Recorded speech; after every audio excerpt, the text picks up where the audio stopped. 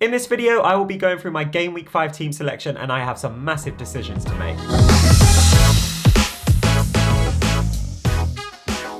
Hello everyone, my name is Akshay and welcome back to a brand new FPL video. It feels like a long time since the last video because this international break has really dragged on and it feels like it's been a whole pre-season since the last FPL video. But anyway, we are back now and I will be going through my Game Week 5 team selection like I said in the intro. And also, I've been contemplating so many different changes and I'm still not 100% sure, so I'm going to need your guys' help to let me know what to do in the comments down below. But like always guys, if you are new around here, please do leave a like on the video and also subscribe to the channel. It really helps the channel grow. But other than that, let's get right into it. So as always, I'm quickly going to take you through my Game Week 4 team review. And I did alright in Game Week 4. I got 76 points. However, that was kind of around the average that most people got. So I got a tiny green arrow. I was previously ranked 1.9 mil and then my new rank now is 1.8 mil.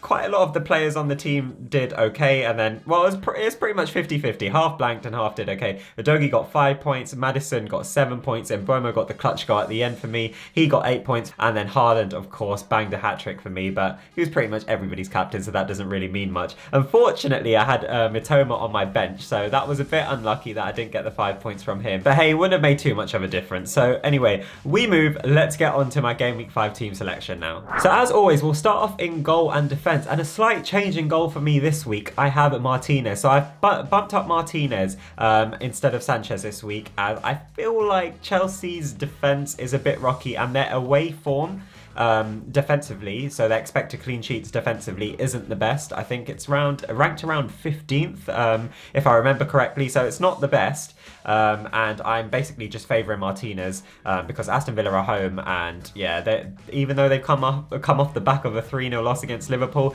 when they came off the battering against Newcastle, they bounced back really well. So I'm backing them to hopefully get a clean sheet in that game. A slight change to the defence as well. So we have Chilwell, Gvardiol and Udogie.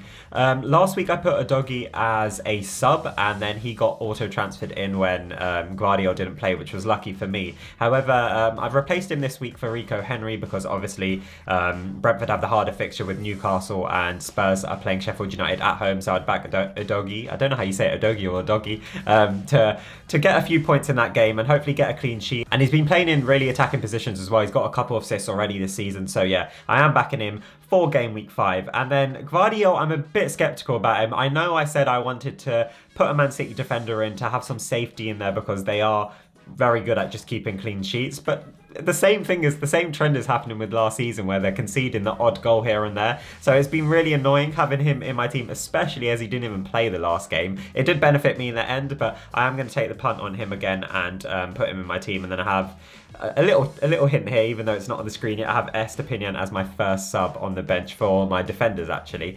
And as you can see on the left, I haven't made any transfers this week. However, I am going to get onto why I haven't made any transfers yet. It may change, but I have some big transfer plans. That's what I said in the intro. I have some big decisions to make and I need your guys' help on it. But we'll get onto that in just a second. However, let's move on to the midfield now. So I have Saka, Mbomo, Madison, Foden and Mitoma. But unlike last week, Mitoma has come into the starting 11 this week. I've dropped Wissa down to the bench, and it's the only reason I've done this is because I prefer having Mitoma against Man United, as Man United's defense at the moment is very rocky with the injuries and stuff they have, over Wissa playing Newcastle away. So it's just one of those where it could go either way, but I prefer to have Mitoma starting for that reason.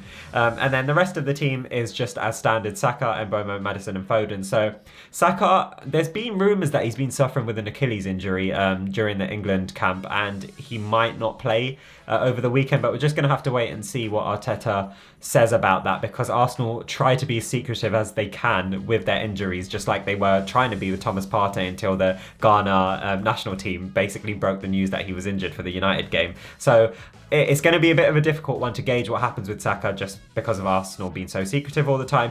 And Bomo, regardless of the fixtures, he is Brentford's talisman, and he could have scored 2 goals last week. He could have had a couple assists. He is playing really, really well on that Brentford side, and you saw the goal he scored. It was absolutely insane turn. And yeah, he's definitely the focal point in that team. And regardless really who Brentford are playing, I think he is a very, very good option, especially at his price point as well. So you can't go wrong with him. And then across the next few games, I know they are playing Newcastle this week, but then they have Everton, Nottingham Forest, and even Burnley in 5 game weeks time. So they've got some nice fixtures coming up as well. Maddison has just been brilliant at the start of his Tottenham career. I did want Son. We'll go on to the transfers, like I said, in just a second. But I did want Son in this team, but I just don't have enough money. Even though it says I have 1.8 mil in the bank for the transfers that I'm thinking, I think I was 0.2 mil short to get Son in the team, and I'm not mixing the team around just to get Son. And we don't know yet if it's a troll. He did play up front when he scored the hat-trick, but last season, I remember when he scored a hat-trick, I think it was against Man United, and I transferred him in that week just for like a one-off punt, and obviously it paid dividends to me because I got the hat-trick in that game. But then after that, he basically did nothing hardly for the rest of the season. So let's just wait and see. I wouldn't rush into the Son transfer, but of course you have to consider as well, this season Spurs don't play in any European competition. All their players are most of the time going to be fully fit, which is going to benefit obviously Son, Maddison and players like that. But yeah, Maddison is my vice captain as well this week. Now moving on to Foden. And yeah, in the last game, Foden, it was a bit annoying. Man City won 5-1 against Fulham, and all Foden got was 1 assist to show for it. So it was a bit annoying. However, hopefully he starts again. But I'm not even going to say anything about the Man City players away from Haaland, because you just can't trust Pep at all. And he's back now as well from his operation, so he's going to be back in the dugout.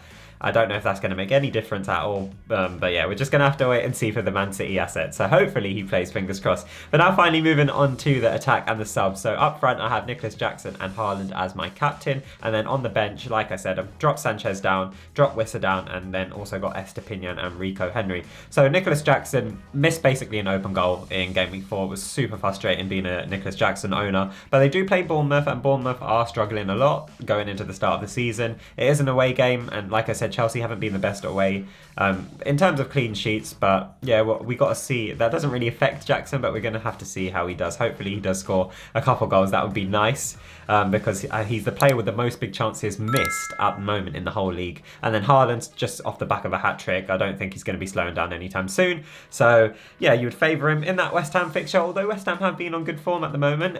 But yeah, Haaland is Haaland. So now let's move on to the final part of this video, and it's going to be the transfer plans that I have in mind. Like I said, there's some big decisions to make here.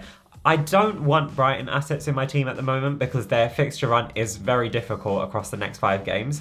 They play Man United, Aston Villa, Liverpool, Man City, so it's not the easiest of fixtures, and they're not good at keeping clean sheets at all. I know Estepinian is super explosive going forward, however, Brighton just never seem to keep clean sheets, so I do kind of want him out of my team. So plan 1, Estepinian out and Mitoma out, in Trippier and Diaby, because Aston Villa have the best fixtures across the next 8 games alongside Newcastle.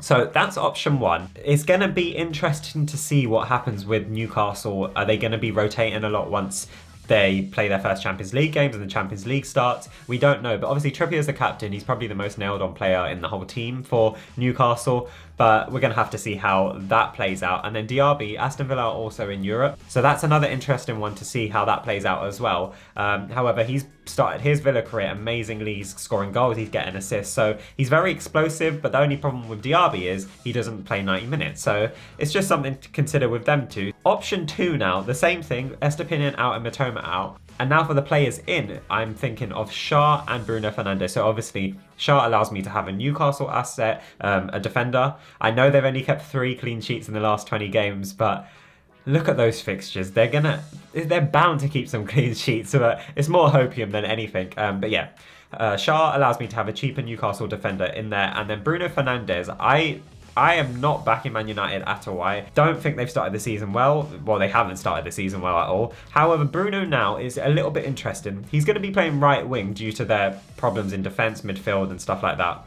And now with Anthony not being in the team, he's going to be playing right wing most of the time. And last season, when he played right wing, he got a 9-pointer, 10-pointer and 11-pointer, I believe, or it was a 9, 10 and a 12-pointer. So he nearly got double digits in every game he played right wing last season.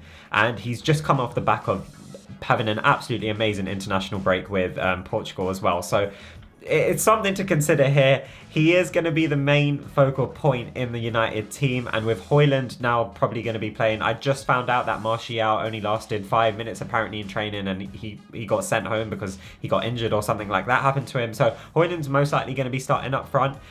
He did look really impressive when he came on as a sub in the Arsenal game. He looks really strong and stuff like that. We don't know how good his finishing is going to be, of course. And is that going to allow Bruno to play more attacking and not have as many defensive responsibilities? We're just going to have to wait and see. But if he plays right wing, that's most likely going to be the case. So let me know down in the comments, please, whether I should go for plan 1 or plan 2, or stick to my guns and roll the transfer this week. Because, like I said, I am favouring Mitoma in the Man United fixture because Man United's defence is rocky. So I could just stick to my guns and keep Mitoma in the side this week, put Estepinian on the bench, roll the transfer once again, see how the Champions League games play out, and then make my decision next week if I want to make 2 transfers, or do I go for option 1 or option 2 here. Or if you guys have any better ideas of what I can do with my team, then also comment down below. Also, like always, if you have any questions or dilemmas about your own teams, then make sure you comment down below. I reply to every single comment. But other than that, guys, if you did enjoy this video, please do leave a like on it and also subscribe to the channel. But other than that, good luck for Game Week 5, and I will see you in a few days for a brand new FPL video.